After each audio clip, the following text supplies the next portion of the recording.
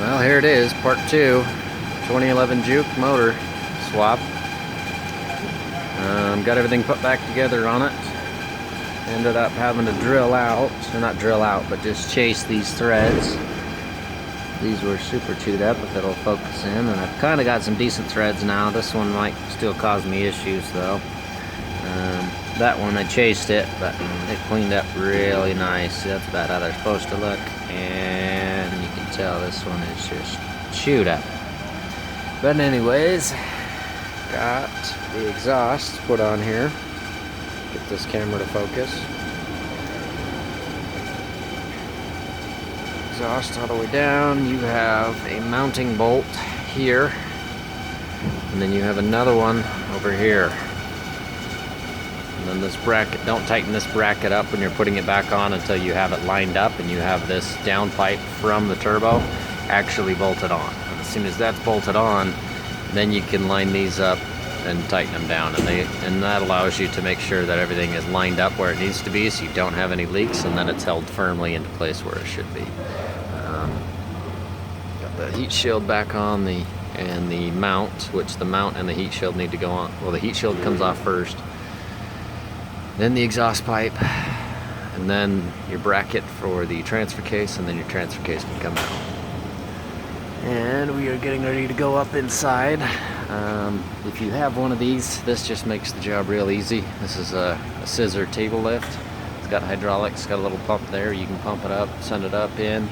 I usually like to start with it about at this height and then lower the lift down on it once we are set up. Let's see, I am at hour 12 right now. I got another 8 hours to have this thing wrapped up to meet the flat rate. So all in all, it's going pretty good.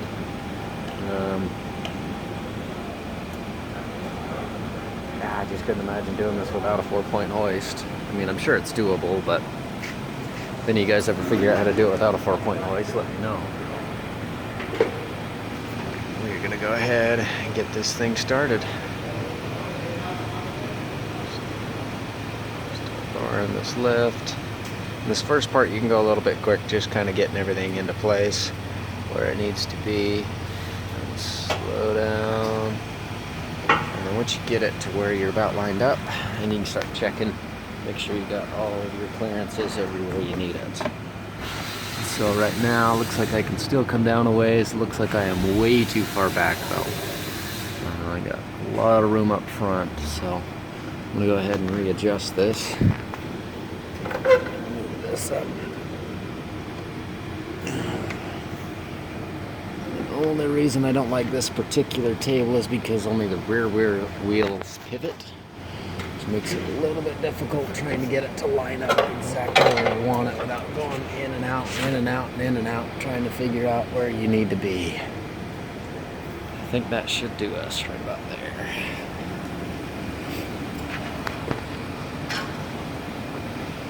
This is also better if you've got 2 people, and I don't at the moment. Just keep lowering her down, lining everything up, making sure that it's going in good and you're not pinching anything, you're not catching any sensors, any brackets, any harnesses. Make sure you're not pinching anything. Nothing's breaking, nothing's bending.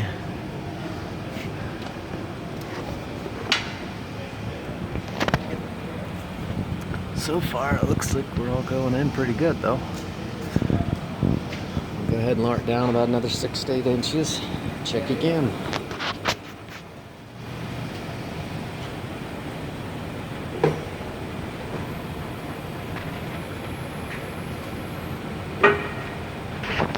This is where it really helps to have a second person is right now, so that you can tell them to lower it or raise it or whatever you need to do in order to get everything lined up.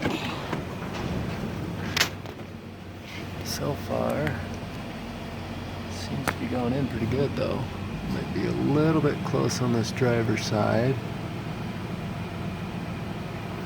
That is not a big deal. Not a big deal.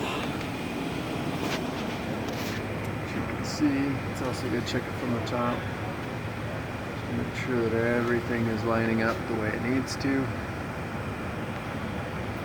It's all just gonna fall right where it needs to.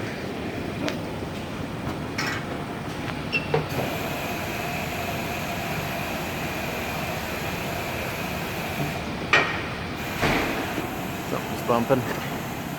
Which you should expect a couple of bumps here and there just as it's all going back in. Just be careful not to, like I said, catch any harnesses or any electrical or tear anything off. Most of it isn't too expensive, but you rip the wrong sensor off and it's a $400 sensor. It'll really ruin your day.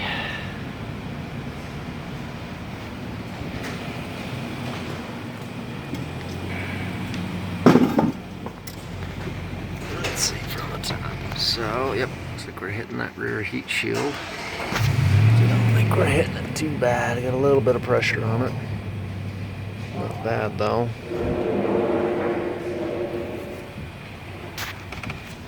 Other thing to be attentive on this is this harness. I believe Nissan does still make these harnesses, but they're not cheap. If you ever need to replace one, they are not cheap to replace. Not overly difficult to repair. The only nice thing about working here at the dealer, well, one of the nice things is that I do have access to every single electrical connector for, I want to say, the last 12 to 20 years, somewhere in there. I've got just about every electrical connector ever used in anywhere in these Nissans. Just about. There's one or two that I don't have access to that I have to special order, but if I do ever break one, I mean, these I can't.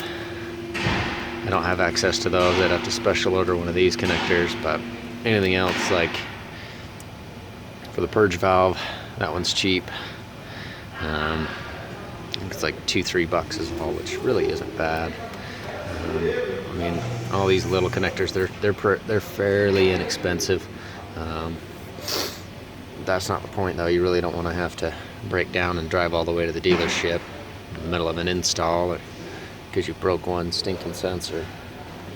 Yeah, just take your time. You can see you've still got quite a bit of room up here in the front. So it looks like I might need to shift it. Might need to pick the whole car back up and readjust and then drop in again. So far going pretty good though. So far it's going pretty good.